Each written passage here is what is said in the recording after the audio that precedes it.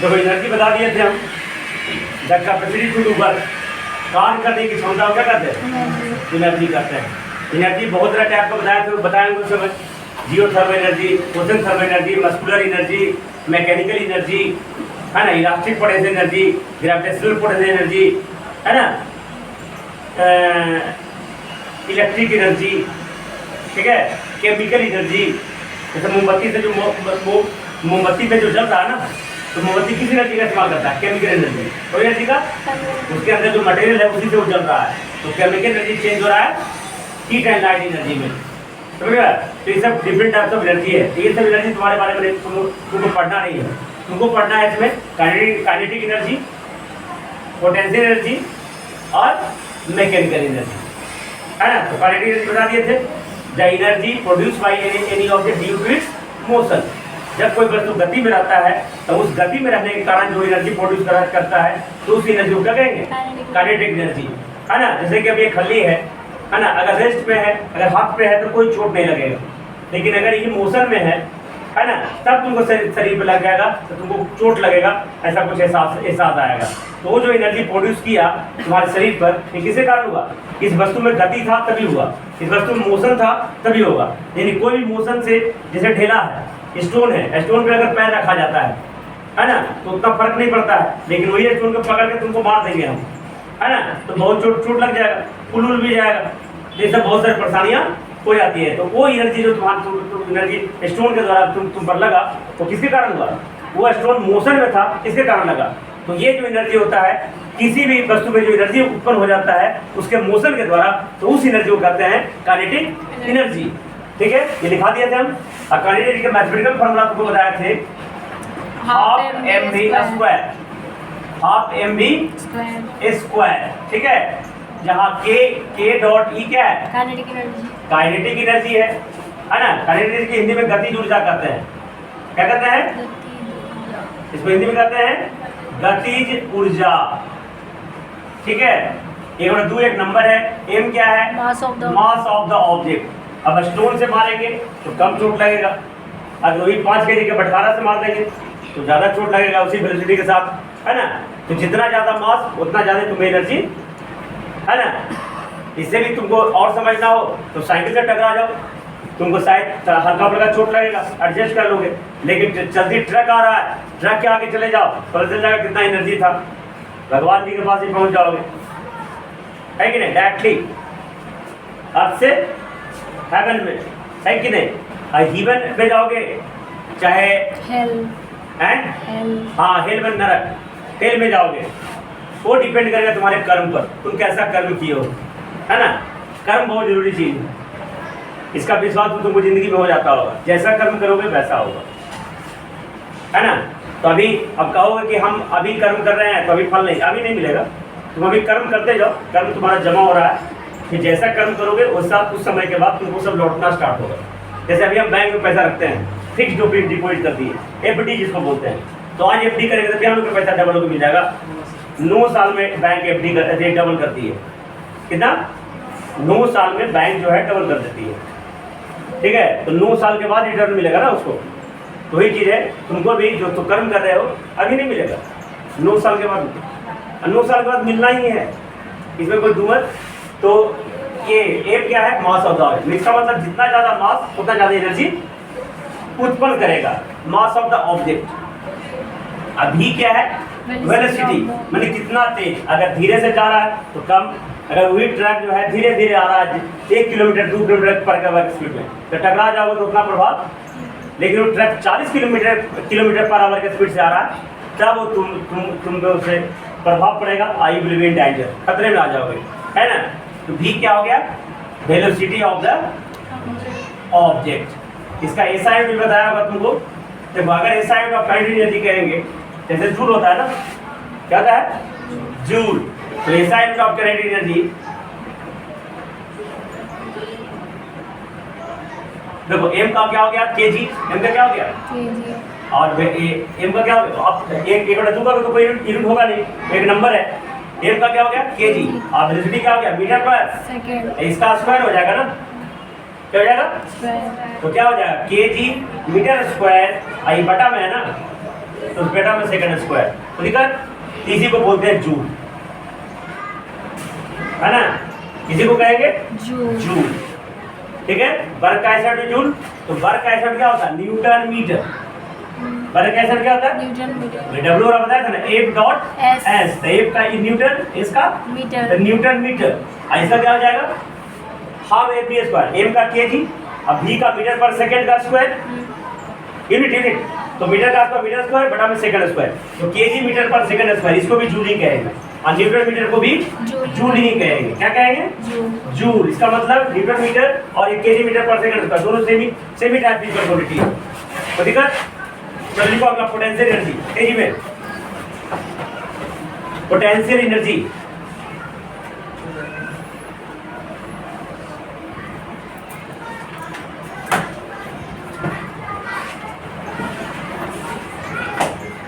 potential energy, the energy produced by any object,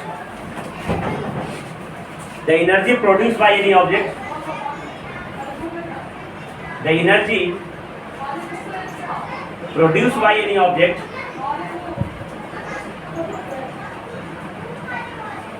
due to its position,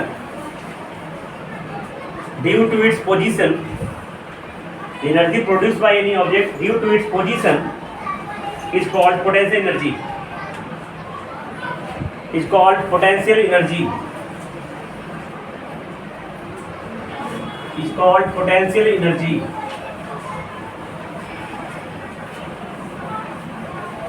देखो mathematically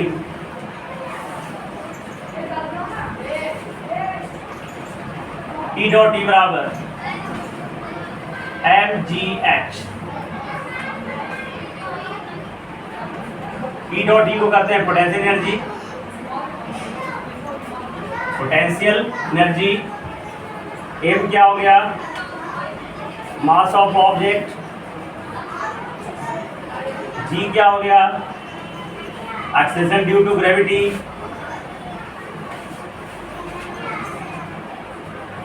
H क्या हो गया, height of object. ये आवाज नहीं करेगा, स्टार्ट में करके potential energy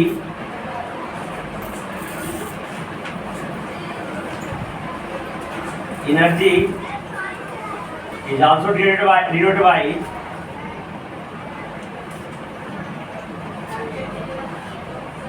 U, potential energy को U से भी डिनोट करते हैं या P डॉट E से भी डिनोट करते हैं, देखिए P डॉट E बराबर है mgh, है ना, या m क्या हो गया, mass of the object, g क्या है, एक्सीलरेशन टू ग्रेविटी, आई तो को पता है, g e का वैल्यू होता है 9.8 मीटर पर सेकंड स्क्वायर, ठीक है।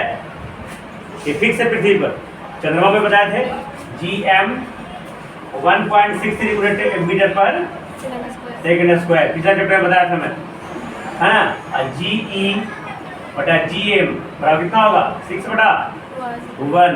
पृथ्वी पे जो एक्सीलरेशन ड्यू टू ग्रेविटी है, चंद्रमा पे एक्सीलरेशन ड्यू टू ग्रेविटी का क्या होता है, 6 गुना होता है, 6 टाइम्स, है ना, चंद्रमा पे 1/6 टाइम्स।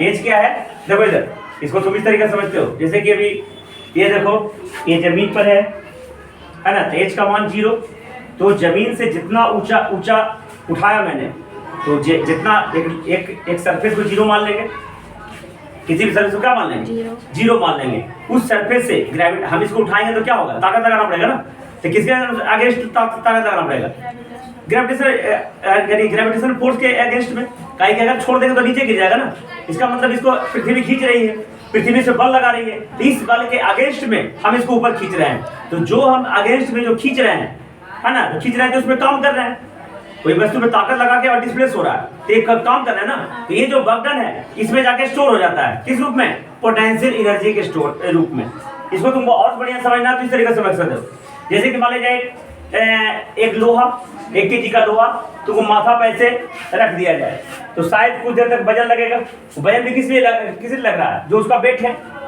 वेट लग रहा है ना, तो अभी इसका एनर्जी तुमको पता नहीं लग रहा होगा, कुछ नहीं ऐसे हो रहा है, लेकिन इसी को 1 kg का लोहा को ऐसे करके ऐसे गिरा देंगे, तो माथा हो सके फूल भी जाएगा, और एनर्जी तुमको एहसास होगा उसमें।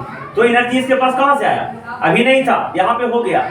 क्यों आ गया? यही ग्रेविटी के अगेंस्ट जो हम बर्डन किए ना, यही बर्डन उस इस ऑब्जेक्ट में एनर्जी के रूप में स्टोर हो गया। क्या हो गया? स्टोर। और यही इसका पोटेंशियल एनर्जी है। पोटेंशियल कितना हो गया? mgh।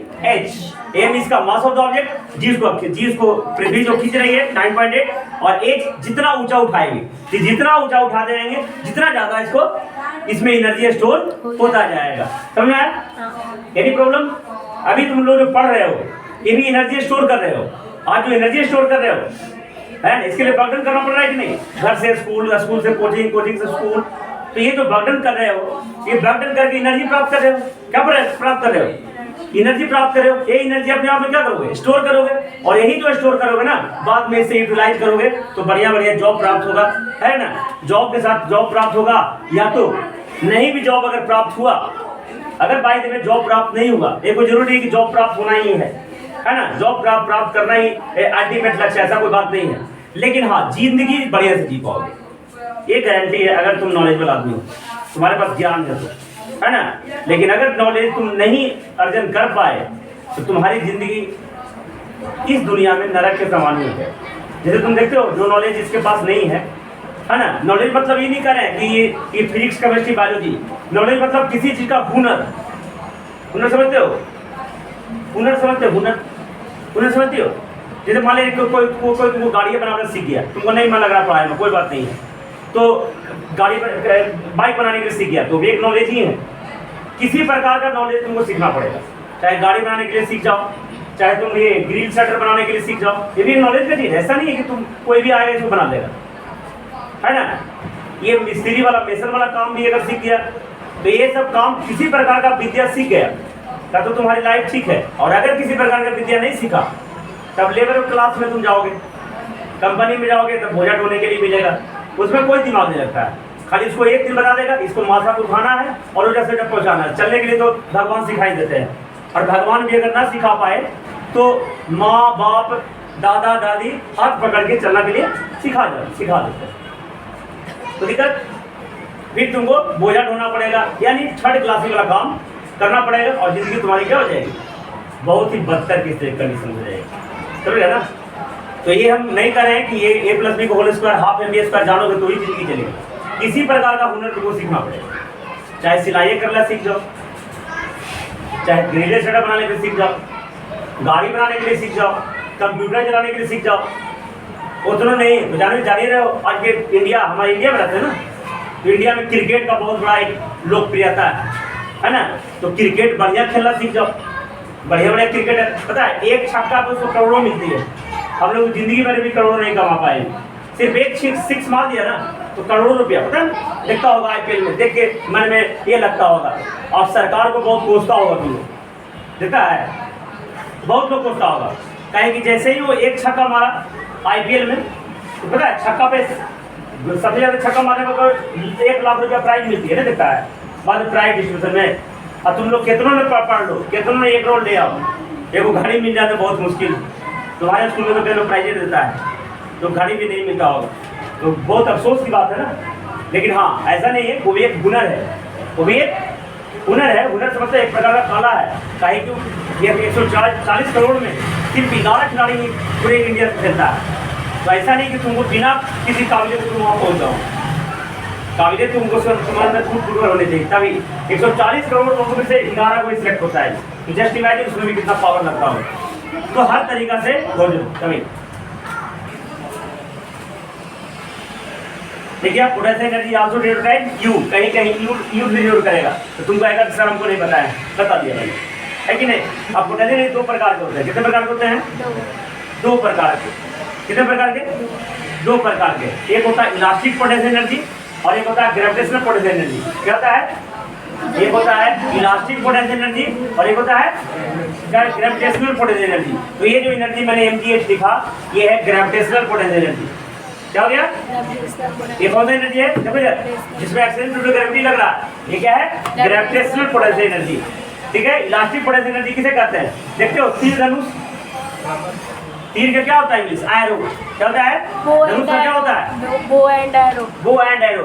उसमें क्या करते हैं? देखो एक रबड़ होता होगा, है? नहीं देखा है? टीवी में देखा होगा, रबर से ऐसे खींचेंगे, क्या करेंगे? खींचेंगे और छोड़ देंगे, तो वो जो तीर में एनर्जी आया वो प्रकार का क्या है? एक प्रकार का इलास्टिक एनर्जी। तो उसमें क्या होता है? बुलेल से जैसे खींचे, बुलेल से जैसे, है कि नहीं? और उसके बाद वो जब रखेगा छोड़ देंगे, तो वो जो स्टोन में जो पावर आ गया वो कैसा है? जो हम जो खींचे वही पावर उसमें ट्रांसफर हुआ, तो वो एनर्जी उसमें आया, उसे कहते हैं इलास्टिक पोटेंशियल एनर्जी। तो पोटेंशियल एनर्जी कितने प्रकार के? दो प्रकार के। ये जो फॉर्मूला लिखा है MgH, कौन सा फॉर्मूला है?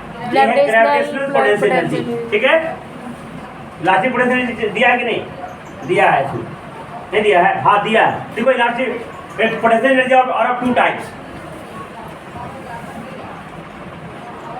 Potential energy are of two types. Potential energy are of two types.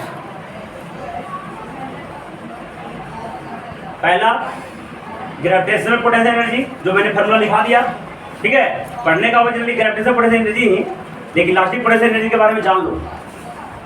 पहला ग्रेविटेशनल पोटेंशियल एनर्जी, दूसरा elastic potential energy.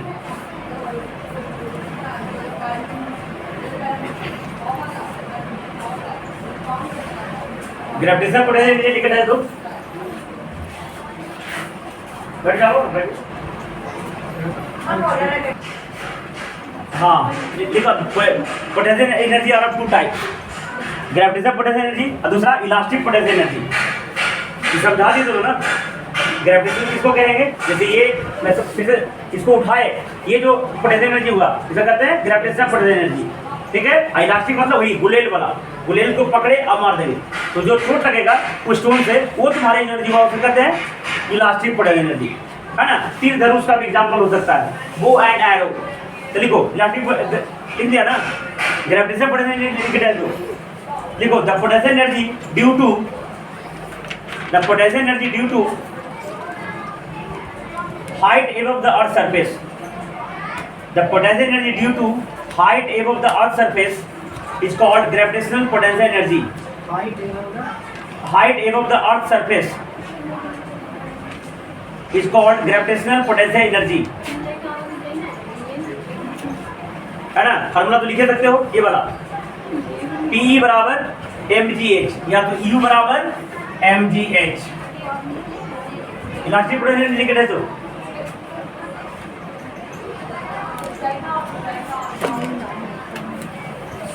Elastic potential energy. और आज तक कितने छोड़ देंगे? और ये जो चैप्टर सुनो, ये चैप्टर खत्म जब कर देंगे, ये चैप्टर खत्म कर देंगे तब न्यूमेरिकल चालू करेंगे फोर्थ चैप्टर से। पीछे का कोई न्यूमेरिकल्स नहीं बताया है, मोशन का न्यूमेरिकल्स बता दिए हैं, तो फोर्थ चैप्टर से तुम लोग का स्कूल में बोलो चैप्टर, और न भी हो रहा होगा तो मैं न्यूमेरिकल जब बताऊंगा ना तो थ्योरी भी बताते चलूंगा, तो तुमसे चैप्टर भी रिवाइज हो जाएगा, आज पूरे न्यूमेरिकल से एक कवर हो जाएगा। एक किताब ले लेगा, जिसके पास किताब नहीं ले लेगा, किसके पास किताब नहीं है? तुम्हारी किताब है? नंदी किताब है? ये पैसा देखो ला देंगे हम, है ना? तो खुद भी खरीद सकते हो, ज़्यादा नहीं है, बहुत कम, तुम्हारे लिए बहुत कम, मात्र 245 के आसपास होगा। हमको दोगे तो कम ही पैसा लगे, नहीं 290 है, तो उसमें हमको भी दोगे तो 8% डिस्काउंट मिलते हैं, ना तो अपने खुद खरीदो जैसा तुमको ठीक है। ये लोग का न्यूमेरिकल से हम स्टार्ट करेंगे, ये चैप्टर अगला सप्ताह खत्म हो जाएगी, अगला सप्ताह सिर्फ न्यूमेरिकल चलेगा, फोर्स, फिर फोर्स के बाद ग्रेविटेशन के बाद ये, और इसके बाद साउंड चैप्टर पढ़ाएंगे। देखो elastic potential energy, when a spring is stretched और कंप्रेस्ड, व्हेन ए स्प्रिंग, तो नहीं सुनो काम देगा थोड़ा सा, चलो चालू करें। When a spring is stretched और कंप्रेस्ड, स्ट्रेच माने खींचना और कंप्रेस्ड माने दबाना।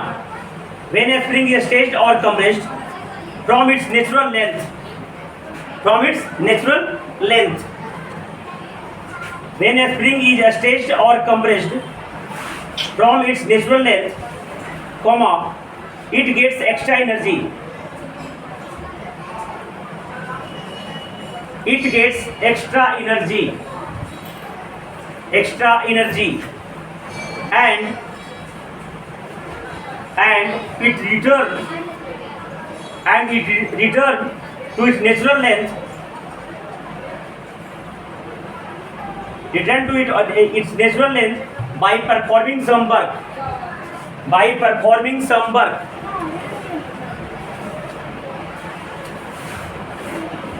By performing some work. Then this extra energy is called elastic potential energy. This extra energy is called elastic potential energy. Example लिख लो, कैटापुल्ट, CATAPULT, कैटापुल्ट बने गुलेल,